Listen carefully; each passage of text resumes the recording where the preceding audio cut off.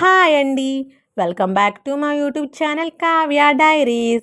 ఇదైతే నా birthday shopping mini blog అండి. నేనైతే నా బర్త్డే షాపింగ్ కోసం చెన్నై షాపింగ్ మాల్కి అయితే వెళ్ళాను.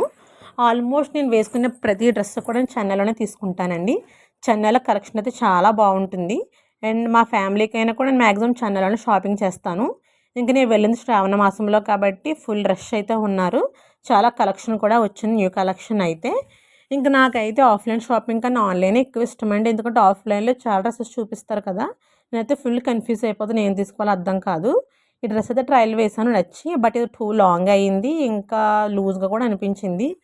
సో ఇంకైతే చూస్తున్నాను డ్రెస్సెస్. ఈ ఎల్లో కలర్ కూడా బాగా నచ్చింది, బట్ టూ సింపుల్ అనిపించింది. బర్త్డే కాబట్టి కొంచెం గ్రాండ్గా ఉండాలని వేరేగా అయితే చూశాను.